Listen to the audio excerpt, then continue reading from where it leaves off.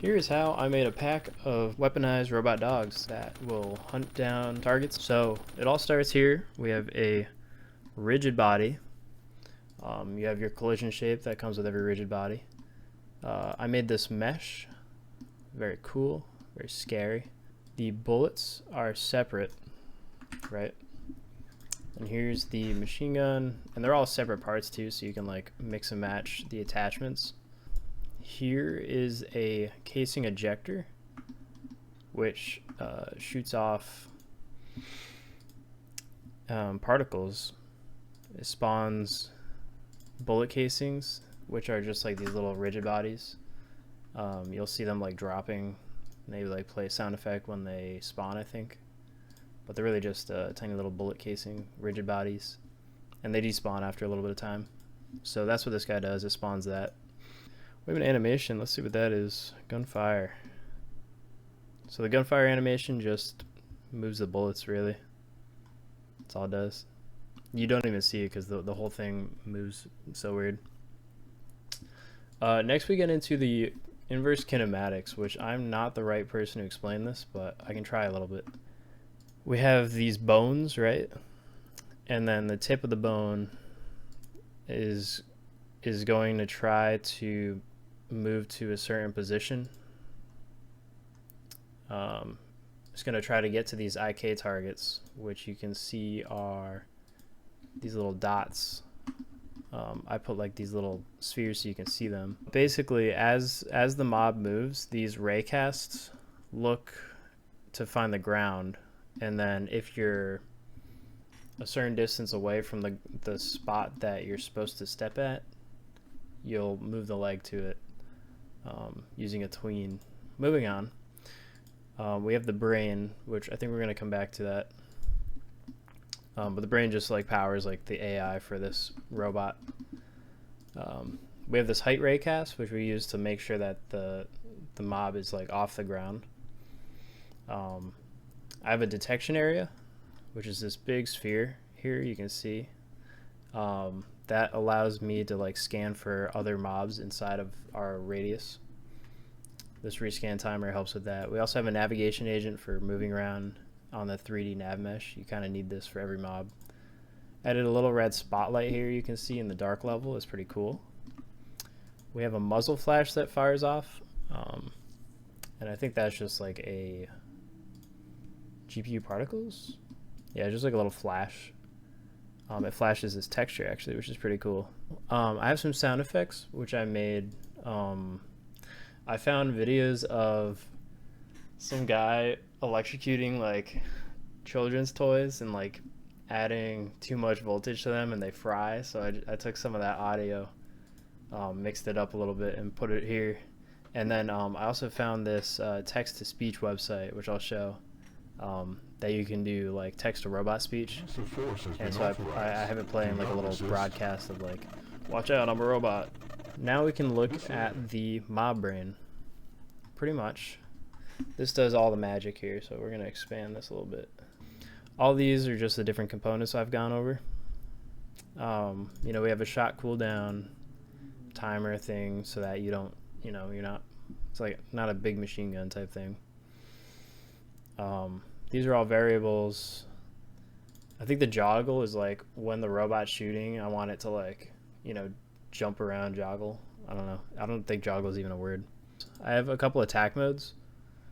So first you start off patrolling, and then you can like chase a target if you have a target, and then if you have a target and you've chased them and you have line of sight, then you can start shooting them. And that's kind of how this works. So we're going to rescan our detection area, that area 3D, to see if there are any mobs in it.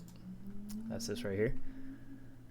We set up our lost line of sight target so that if we can't see the enemy anymore, then we're like, oh wait, I don't see the enemy. Where are they, you know? Because you don't want to be able to see them through walls. So it's very important to have a line of sight type thing. For physics process, which happens every physics frame, I rotate the radar depending on how fast it is. You can't even see it though, so it really doesn't matter. I should probably get rid of this. And then if you have a combat target that you found in your detection area, then, you know, we start moving towards the target or we chase after it, you know, and we rotate towards them. And then this is where I shoot. I just call the shoot. I call the muzzle flash. I call the eject bullets. I call the sound effects. Play the animation. Add some recoil because it's a physics rigid body. So we add some recoil to it. You know, make the robot jump a little bit. And then we just count down the timer. Here we set velocity. That's fine. Pretty standard. And then we have this keep upright, which I think just lerps the rotation so that the robot, you know, it can go off, it can go like rotated, but it'll rotate back to being standing upright. And our joggle just adds a little bit of random rotation, which I think happens every frame, so gives it a little robot joggly type feel. We find all living mobs, which is just scanning for, you know, every object inside of our area 3D. We just find it, you know, look to see if it's a mob, and then if it is a mob, then we will attack them. We find the closest mob that we're going to attack, and then we'll attack that one. Rotate towards position. I actually just made a video about this. There's a better way to rotate. Check it out on my channel. There's a better way to rotate than this. So I gotta fix that. Here's where we check for transition, which I think I'm calling this every physics frame. Control Shift F to look for where I'm calling this. And yeah, I'm calling this every physics process. So we check to see if we can move into a different state, and that's kind of how the state machine works. So if we have line of sight, we wait to engage, you know, because you don't want to shoot as soon as you see them, because you're probably shooting players, and players need like time to think. So you give them some time, and then if this timer is off, then you do actually shoot, you know. We calculate whether or not we should move into these different states.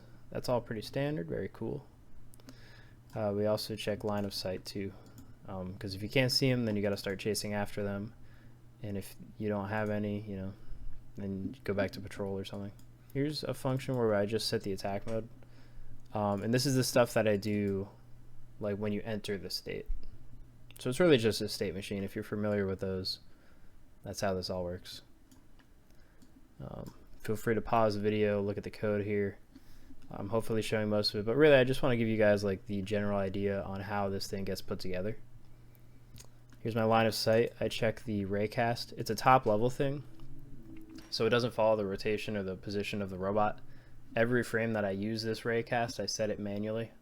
The reason I do that is so that we aren't inheriting any rotations, because this mob's going to be rotating a lot, and I find that making this thing top level makes it so that I don't have to like counter rotate as the mob's rotating. So making things top level can sometimes solve some problems. That is the mob brain, and that's pretty much it. That's all the code. I'm gonna keep this short. I just want to show people like you can make cool stuff like this, you know, and this is how it all gets put together. Check out inverse kinematic videos, learn about state machines, and the rest is easy peasy, you know. So thanks for watching, and tune in next time.